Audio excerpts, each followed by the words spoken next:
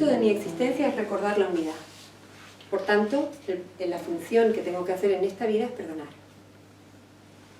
Eso sí lo puedo hacer. Y una vez que lo hago, yo le entrego mi vida entera a mi función de perdonar, a mi función del perdón.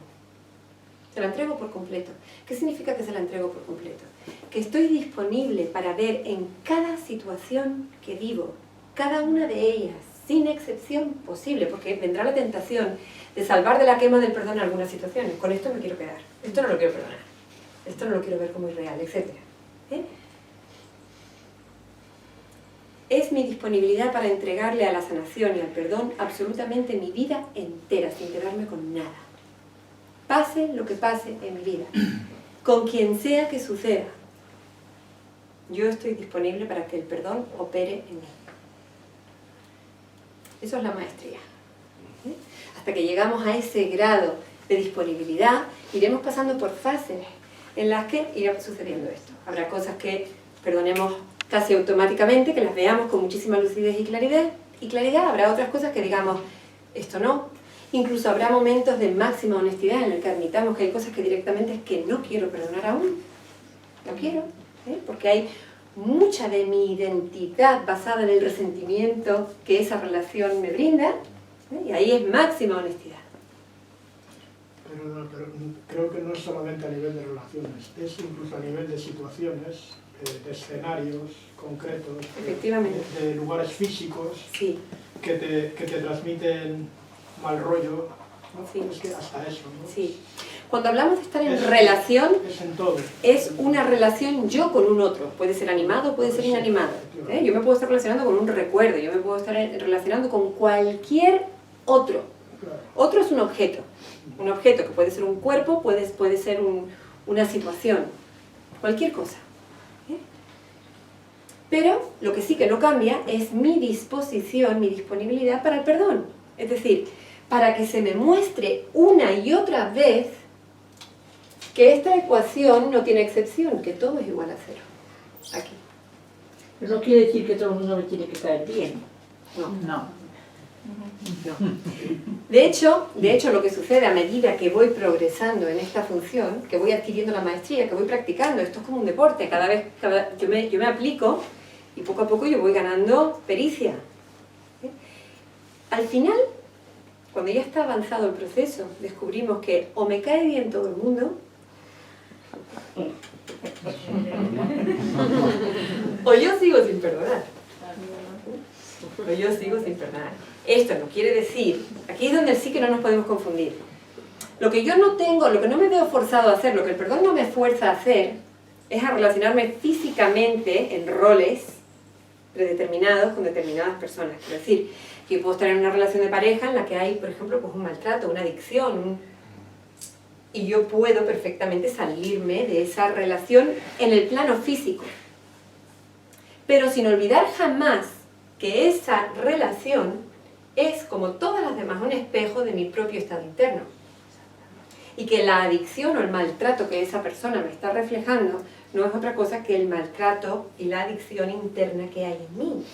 Y por lo tanto, aunque me separe, aunque cambie de ciudad, aunque me divorcie, aunque interponga una denuncia de divorcio, etc., yo tengo que hacer mi trabajo interno de perdón de esa situación. Eso no me lo puede evitar nada.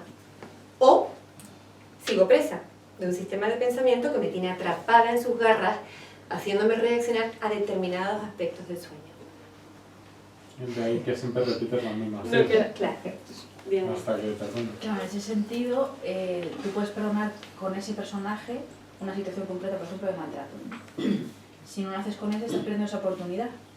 Pero si no lo perdonas, vendrá otra situación o otro personaje que volverá a hacer lo mismo. Efectivamente. Con lo cual, o sea, yo ya sé que es un poco loco lo que voy a decir, pero claro, uno se plantea, pues me quedo aquí, luego aquí, total, si me voy a venir otra vez por otro lado. No sé, es un poco loco. No, es una de las opciones, es una de las opciones que tenemos a nuestro alcance, obviamente, si lo vemos así, si nos sentimos guiados así desde nuestra función de perdonar, claro que sí, no es imprescindible. Claro, la cosa es encontrar, como tú dices, o escuchar cómo es esa guía. Claro. Que te sea lo más favorable hacia ti. Bueno, hacia ti y hacia todas las La herida. ¿Has dicho La guía, ¿Qué has dicho? La guía. Tú has La dicho guía. si eso Sí, te guía claro. a ti hacer eso. O sea, que la cosa es escuchar, entrenar también en la escucha a esa guía. Que te Exacto. dice esto es favorable para ti, para toda la situación, que sea de esta forma. No hay tal cosa como una situación que no debiera suceder. ¿Eh? ¿Te acuerdas que estábamos preguntando antes? No hay tal cosa como algo que no debería estar pasando. Nada. Es imposible. No hay margen para el error. Cualquier lugar en el que yo me encuentre ahora, en cualquier relación, en cualquier momento del tiempo, es justo y exactamente el lugar y el espacio en el que yo me tengo que encontrar. Eso es así. ¿Qué tengo que ver y aprender para quedar liberado en esa situación? Ahí es donde yo pongo en marcha mi vocación, mi propósito y mi petición de ayuda al maestro que yo tenga que invocar para que ese propósito se lleve a cabo. Quiero decir, que si yo estoy en una relación en la que estoy reaccionando con dolor, y además incluso puede ser, porque tú decías antes, si este contenido se va a seguir repitiendo en patrones, yo creo que todos los que estamos aquí podremos reconocer que en nuestras vidas se dan patrones repetitivos de relación, en los que pasan ciertas cosas y pasan de manera repetitiva, como una tendencia. ¿Okay? Eso lo vemos todos, ¿no? Como algo muy evidente. ¿Eso qué indica? Que la culpa metafísica en mi vida específica tiene un estilo y que eso no hace más que repetirse en bucle incesante una y otra vez hasta que yo haga el trabajo de mirar, sentir, aceptar, abrazar, pedir ayuda, aceptar la sanación, etc. O sea, hasta que yo no haga el trabajo de perdón. Que parecerá que estoy perdonando una tendencia de mi personaje específico. Que parecerá que estoy perdonando algo que a mí se me repite. Pero ya sabemos que no estoy perdonando nada en realidad que esté sucediendo aquí, sino que a través de lo que parece estar sucediendo aquí, yo estoy buscando el acceso a perdonarme aquí. ¿Se ve? Sí. Es vital que se vea así, es importante que se vea para no confundir niveles. Pero hay una cosa que está clara y que tenemos que tener muy claro. Toda espiritualidad genuina nos lleva a comprender quién soy. Y quien yo soy no vive en el tiempo. No vivo en el tiempo. Yo soy ya, ahora. Antes hablábamos al comienzo de que esto era difícil, de que esto era un proceso, de que había mucho tiempo por delante hasta que pudiésemos lograr un atisbo de lo que este curso parece querernos prometer, etc. Pero resulta que también este curso nos dice que solo hay un instante. Y este instante es este. Y que en este instante único que existe, yo ya soy el Cristo. Sin embargo, yo considero muy cómodo, para no experimentar miedo, considerar que esto es un curso que se va a desarrollar en el tiempo. Por eso además, y esto yo siempre digo humorísticamente que esto es marketing del Espíritu Santo porque lo llama un curso. ¿Qué significa esto? Que está queriendo tranquilizarme para que yo no me crea que me va a sacar el suelo debajo de mis pies y me va a arrojar abruptamente a la conciencia de unidad. Me lo propone como un curso en el que yo gradualmente voy a ir practicando el perdón aquí donde creo vivir. Y eso lo voy a hacer de esta forma porque tengo miedo de aceptar en este instante que soy el Cristo. Por tanto, lo que voy a hacer es considerar que hay un patrón que se repite y que me está alejando a mí en el tiempo del eterno presente. Ese patrón repetitivo es mi manera de negar que ya, en este instante, yo soy libre. Me sueño presa de un patrón.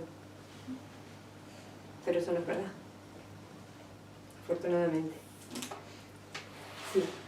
Si curso indica tiempo, Sí. que solo es medible en el siendo ego, el emplear esa palabra no es una arma arrojadiza para crecerle al ego en la idea de que existe en el tiempo y en el tiempo se producirá una sanación, etc.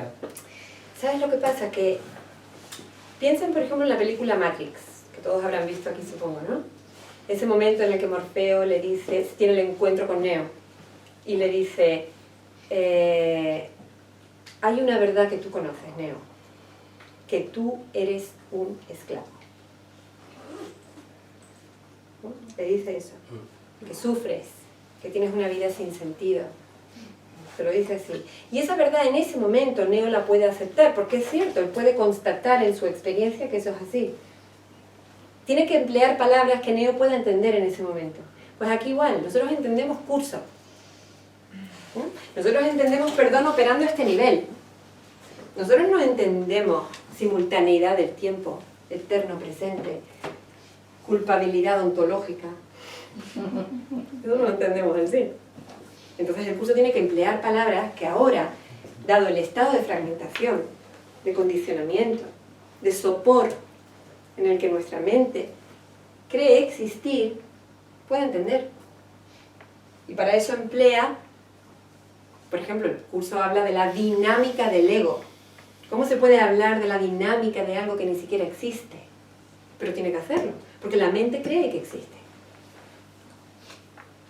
Por eso se dice que el Espíritu Santo tiene función simbólica, porque el Espíritu Santo entra aquí en el sueño y se convierte en un símbolo reconocible para liberarse de la hipnosis que esta ilusión está ejerciendo sobre mí.